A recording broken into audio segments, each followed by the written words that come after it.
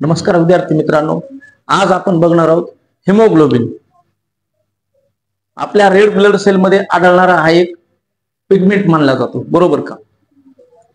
त्या हिमोग्लोबिन मुळेच आपल्या ज्या रेड ब्लड सेल आहेत त्यांना रेड ब्लड सेल म्हणण्यात येते. का? कारण रेड कलर येतो.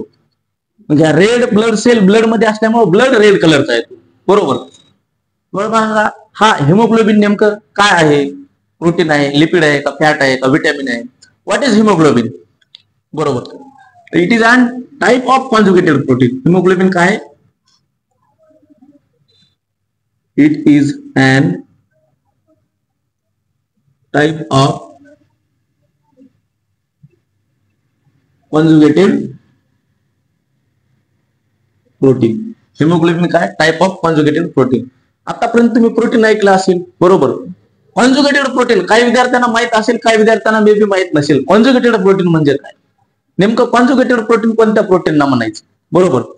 तर असे प्रोटीन ज्या प्रोटीनना नॉन प्रोटीन पार्ट अटॅच झालेला असतो त्यांना आपण कॉन्जुगेटेड प्रोटीन म्हणतो, बरोबर का? Protein part plus non protein part is equal to conjugated protein. Protein part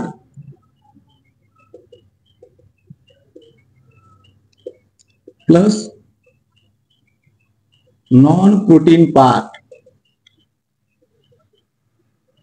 is equal to conjugated protein. is equal to conjugated protein. Conjugated protein म्हणजे काय? Protein part आणि non protein part is equal to conjugated protein. मग haemoglobin हा पण आपला एक conjugated प्रोटीनचा प्रकार आहे, बरोबर का? आता ह्या हिमोग्लोबिन ग्लोबिन हा झाला प्रोटीन पार्ट आणि हेम ग्रुप म्हणजेच एपी प्लस ट्रायल हा झाला आपला non protein part. Haemoglobin globin protein plus haem group is equal to haemoglobin, बरोबर का? आता हा haemoglobin total red blood cell मध्ये जवळपास approximately 270 million SB in total red blood cell.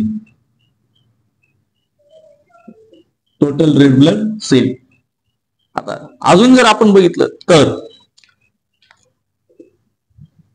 30 to 80 gram per 100 ml SB in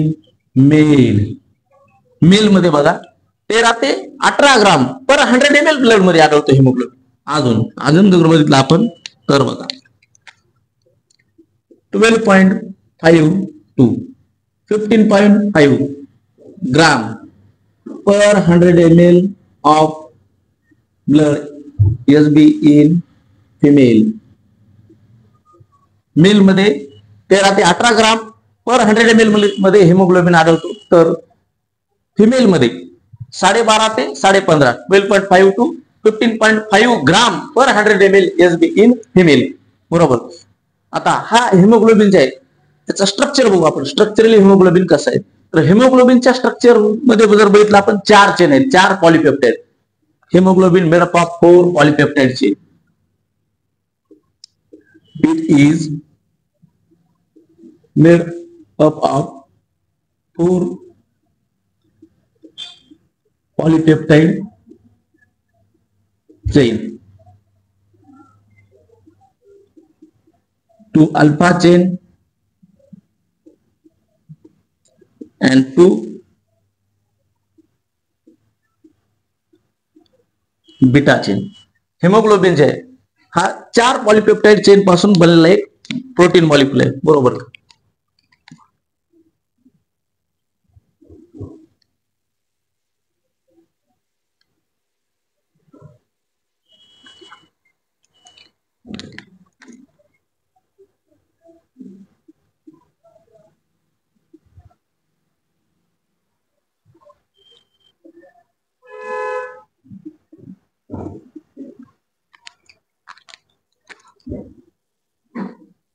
ह्या 2 beta chain आणि ह्या 2 alpha chain अशा 4 चेन असतात. त्या 4 चेन प्लस प्रत्येक चेन जवळ एक हेम ग्रुप असतो. एक heme group each chain has one heme group. प्रत्येक चेन जवळ काय एक हेम ग्रुप आहे. हेम ग्रुप AB+Y फेरस, बरोबर का. आता हे हेम ग्रुप ह्या हिमोग्लोबिनच्या स्ट्रक्चर मध्ये असल्यामुळे ह्या हिमोग्लोबिनला रेड कलर येतो आणि ह्या रेड कलर हिमोग्लोबिनला आल्यामुळे ब्लडला पूर्ण रेड कलर आलेला असतो, बरोबर. आता हे जे हेम ग्रुप आहे, प्रत्येक हेम ग्रुप जवळ एक बाइंडिंग साइट असते एका ऑक्सिजन मॉलिक्युलसाठी. Each heme group has binding site to one oxygen molecule. Each heme group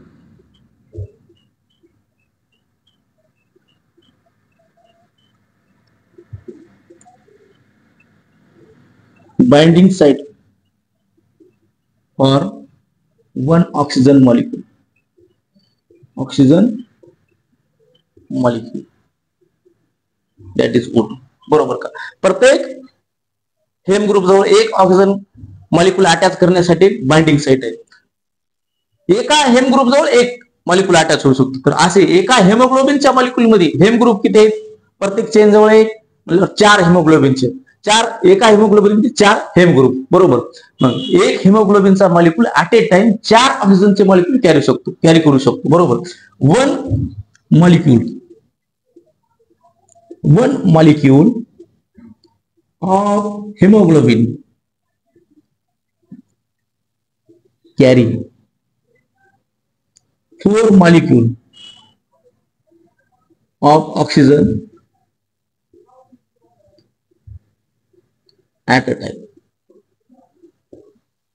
At a time 4 ऑक्सिजनचे मॉलिक्युल एक हेमोग्लोबिनचा मॉलिक्युल कॅरी करू शकतो. आता ह्या ज्या रेड ब्लड सेल आहेत, ह्या रेड ब्लड सेल मध्ये आढळतो हा हेमोग्लोबिन. आता रेड ब्लड सेल ह्या रेड ब्लड सेल पण काही स्पेसिफिक दिवसापर्यंत सर्व्हाइव्ह करतात, म्हणजे त्यांचा पण एक स्पेसिफिक लाईफ स्पॅन आहे. 120 दिवसानंतर त्या डेड होतात. आता after death of red blood cell these hemoglobin within liver converted into bilirubin and bilirubin pigments. Red blood सेलच्या डेथ नंतर लिव्हर मध्ये हे जे हेमोग्लोबिन असतो, ह्या हेमोग्लोबिनचा भाग काय होते, हेमोग्लोबिन जे आहे त्या हेमोग्लोबिनचं कन्व्हर्जन होऊन जातं बिलिरुबिन आणि बिलिवर्डिन या पिगमेंट मध्ये.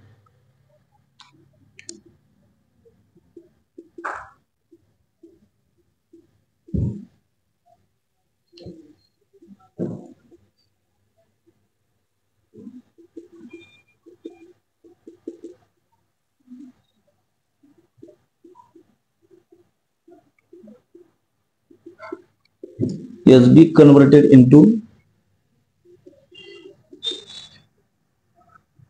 biliverdin and bilirubin pigment.